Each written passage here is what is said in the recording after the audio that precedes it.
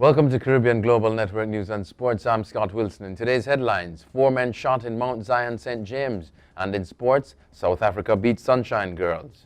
The bloodletting in Jamaica continues, with the latest murder figures coming in from Mount Zion district in St. James. Following the shooting of 4 men, 2 of whom died, residents are now living in fear. The 2 men who were killed could not be identified as they were doused with gasoline and set afire after they were shot. Residents have expressed shock that the quiet community could have had such an incident occurring. In an interview with the Sunday Gleaner, one resident said everyone must now be looking out as they are puzzled about the murder. Recounting the incident to the paper, the source said minutes after 8 Friday night, he heard several gunshots. After the smoke cleared, they heard that 4 men were shot and 2 were set ablaze. Information from the police is that the 4 men were walking along a dirt road in the community when they were ambushed by a group of armed men who opened fire. 2 of the injured men managed to escape. However, the gunmen doused the other 2 injured men with gasoline and set them on fire.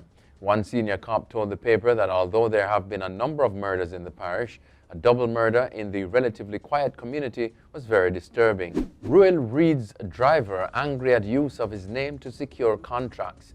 The former driver for sacked Education Minister Ruel Reid has spoken out, saying he is furious at what he calls the fraudulent use of his name to secure contracts with the Caribbean Maritime University, the CMU. Devon McQueen's name became associated with the current scandal engulfing the CMU and Mr. Reid after questions were asked at a parliamentary committee on Wednesday about whether Mr. McQueen was contracted to provide catering services for a program run by the university. Mr. McQueen was on RJR's hotline Friday morning when he said he knows nothing about the catering contract with the CMU. He told hotline host Emily Shields that he met the former education minister at the Jamaica Teachers Association, the JTA. Mr. McQueen was working as a driver when Mr. Reid became the president of the association. He said Mr. Reid later invited him to work at Jamaica College as a night watchman when he became principal of the school.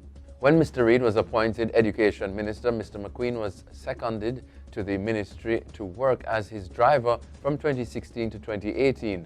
However, Mr. McQueen said he had no association with the CMU. Men who attempted to rob off-duty cops shot and killed in Ziadie Gardens. 2 men were fatally shot in the residential Ziadie Gardens community in St. Andrew after attempting to rob an off-duty policeman Saturday evening, the police said. The incident occurred shortly after 6 p.m. The police have identified one of the dead men as 22-year-old George Thompson. The other man has not yet been identified. Reports from the Jamaica Constabulary Force's Corporate Communications Unit, the CCU, that Thompson of Pamela Avenue, Kingston 20, had earlier that day reported on condition of bail to the Constant Spring Police for illegal possession of firearm and ammunition. CCU said Thompson and the unidentified man were traveling aboard a motorcycle with no license plate affixed when they attempted to rob the off-duty policeman. However, they were reportedly challenged by another off-duty policeman who witnessed what was happening. CCU said the policeman who was being robbed then responded with gunfire, killing the men.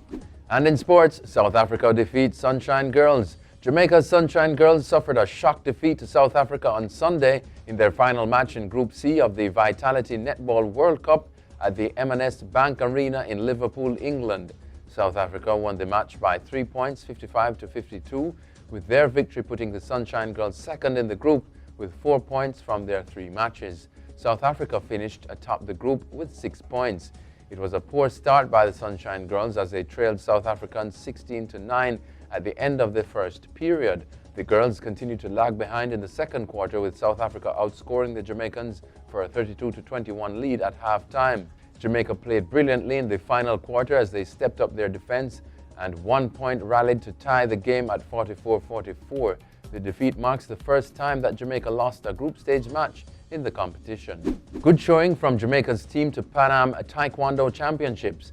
Jamaica's 8-member team to the Pan Am Taekwondo Championships held in Ocala, Florida in the United States last month did themselves and their country proud by copping 15 medals in their first time competing at the event. A breakdown of the medals show that Jamaica won 6 gold, 5 silver and 4 bronze. Coach Wayne Smith expressed his satisfaction at the high-level performances delivered by the Jamaica Taekwondo team. Quote, "The performance was beyond expectation, as this was the first time we had entered the Pan Am Championship representing the original ITF," end quote, Smith told Sportsmax TV. And that's it for your CGN News and Sports. I'm Scott Wilson. Pleasant viewing.